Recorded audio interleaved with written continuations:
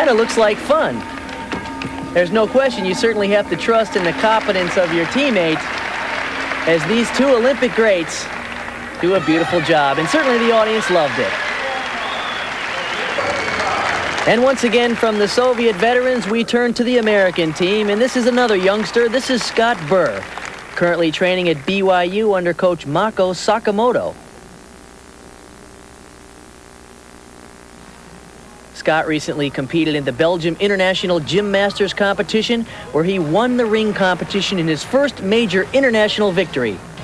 And what power this young man has as he demonstrates a back roll to an iron cross and a kip to an L. Scott has a very nice locked out handstand position. This is important. There's a double back within the rings. It's called a gutsogi, invented by Gutsogi from the Hungarian team. And his dismount, a full twisting double. Oh, and short on the landing. You know, one of the most interesting things about Scott Burr is he's 22 years old. This is his first year on the national team, but he didn't even start gymnastics until he was 14 years old. Most of the world's best gymnasts start at 4, 5, and 6 years old, and in just 8 years, he's made incredible progress. As you can see here, in this double back within the rings, there's a tremendous amount of strain on the shoulders, and he does a terrific job at maintaining all the way through the handstand position. Over the last few days, the gymnasts have been treated to a really terrific time here in Cedar City. Next up is the floor exercise for the women. Perhaps that's the best opportunity for these young ladies to show their personalities and return the treat back to the audience here in town. Now, this is another newcomer on the Soviet team. She's 15 years old. This is Ludmila Stovchataya. She's 4 feet 8 and 68 pounds.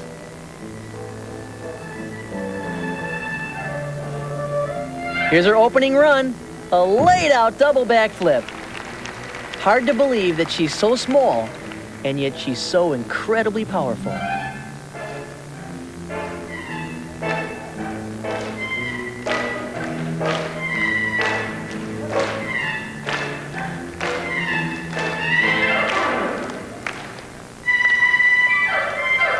Once again, typical of the Soviet gymnastic style. Very expressive, very intricate choreography. Stovchataya sees Natalia Lashenova, who was an Olympian in Seoul, as her main competition in the Soviet Union. Like Lashenova, Stovchataya is an amazing tumbler as she does a triple full for her second tumbling run. She really has all the capabilities of being a major international star because her dance style is nice and her tumbling is outrageous. Here's her last run, full in pike. Tough stuff. Like Scott Burr, who we just saw, you can see why she made the national team this year for the first time. Let's take a look at her second tumbling run. It's a triple twist, a layout with 3 twists. Nicely done. And now we move to another first-time member of the Soviet national team. This is Yelena Abrashitova. She's 15 years old.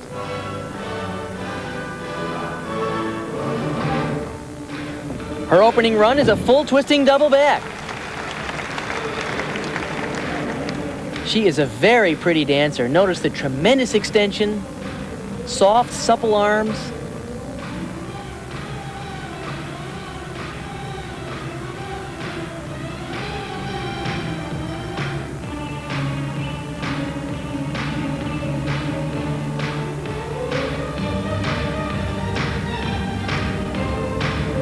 She backs up into the corner for her second run. Front step out to tuck double back. Easy.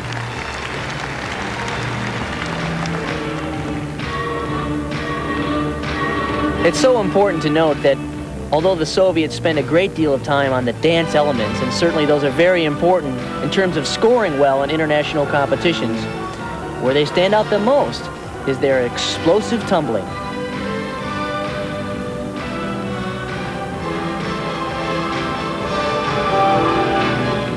Her last run, a triple twist.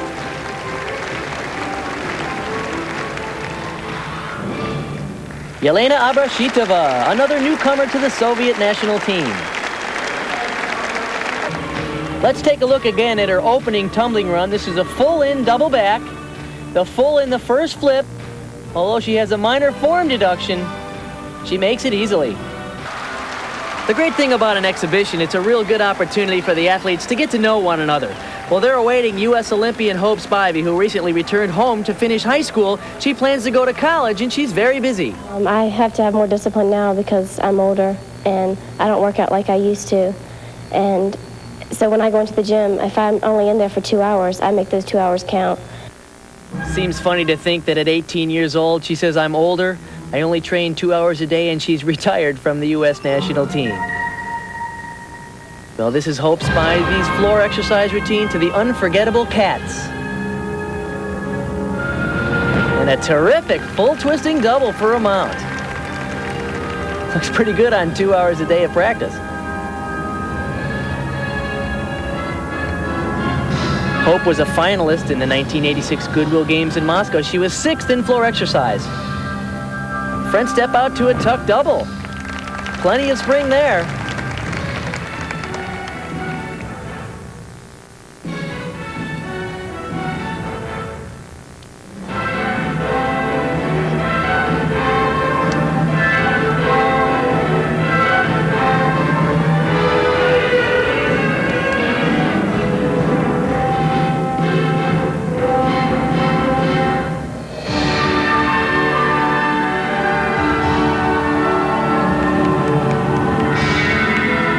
Hope just completed her 4th year on the U.S. senior national team. Here's her last run. It's a tuck double, and she's a little bit short.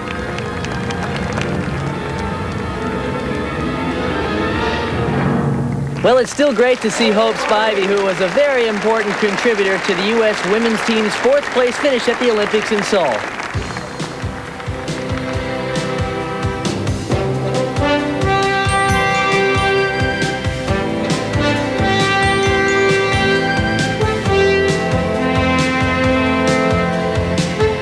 The Centrum, and this is U.S. Olympian Kelly Garrison Steeves on the balance beam. Kelly was a finalist in the Olympics in Seoul on this event, where she placed 7th, and she won the Pan American Games in 1987 with moves like that. That was called a Garrison roll, invented by Kelly.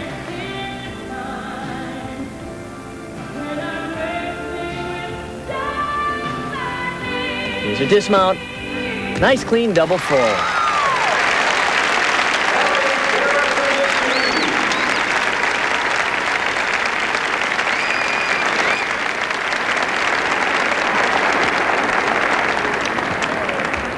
Kelly, I don't know that a lot of people realize this about you, but not only were you a terrific elite gymnast, a terrific collegiate gymnast, and some of your best moments have been here in the state of Utah and your competitions up in Salt Lake, but also you're married. How do you do it? You look great.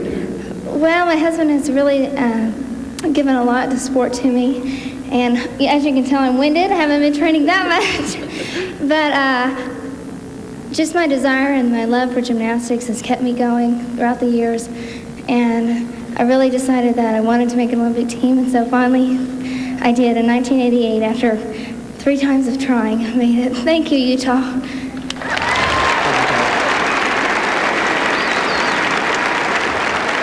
Well, we said at the top of the show you're going to see some really outrageous gymnastics. Well, wait till you see this young man. This is Vladislav Galimov. He's 18 years old, 4th in the USSR Nationals this year.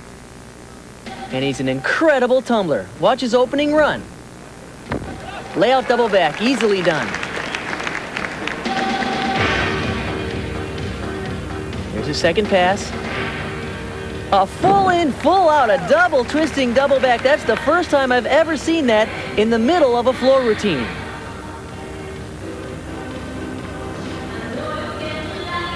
Here's his flared circles on the floor.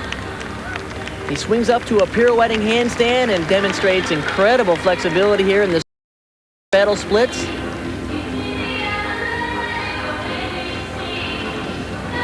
Galimov is only 18 years old, but he's very flexible, he's strong. He's already mastered a very high level of difficulty. I think he has terrific potential. He's excellent on floor exercise, and yet he says his best event is the pommel horse. Here's his last run, a full twisting double back. What a dismount, and this is just an exhibition. Boy, what an outrageous level of difficulty in this floor routine. I've seen the double twisting double back used as a mount, but never in the second pass. Great stuff. You know the kind of guy that likes to take a motorcycle and jump over a fountain at Caesar's Palace, or likes to jump out of an airplane and skydive? Well, that's the kind of guy that makes a great high bar worker. Not only does it take a terrific amount of skill, but it takes that kind of crazy mindset that very few athletes have. Which brings us to 21-year-old Gennady Zadorochny from the Soviet Union. This is his third year on the national team. The Soviets, I think, have really set the pace worldwide for the most intricate high bar routines and certainly the most difficult. He opens with a stem pirouette, one-arm giants, to an incredibly high Ginger, which is a backflip with a half twist. Here's another release move to Kachev, which is a reverse hecht. Good form.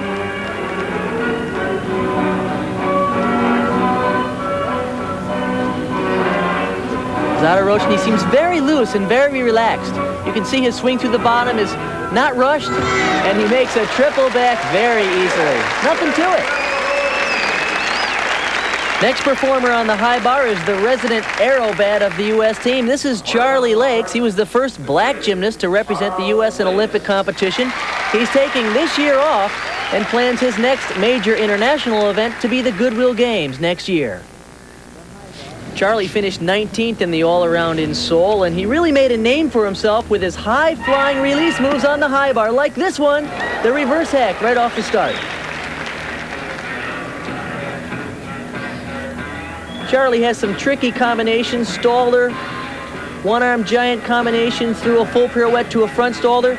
Here comes his front flip. Look at the height over the bar. It looked like he caught his feet when he swung through the bottom on the mat. Charlie gets back up into giant swings and starts cranking for speed for the dismount. There's a very high laid-out double back.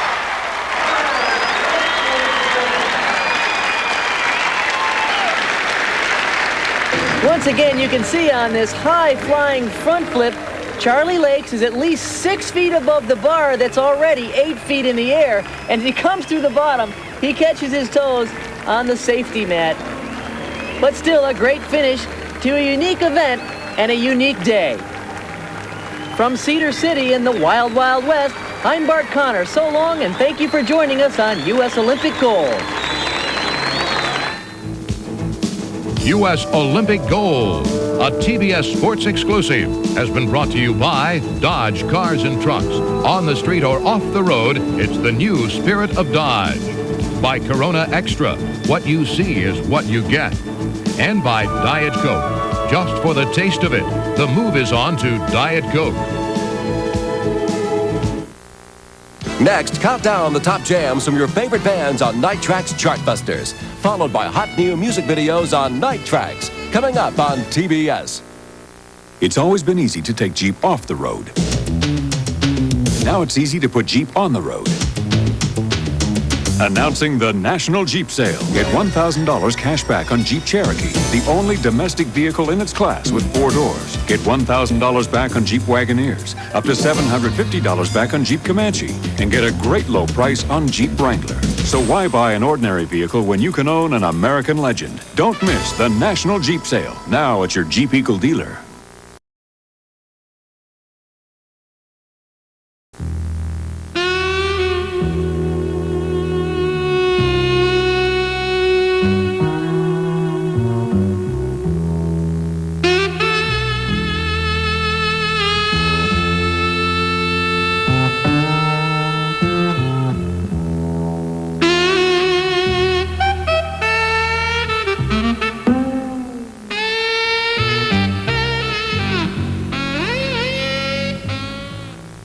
The Hong Kong mob wants him dead.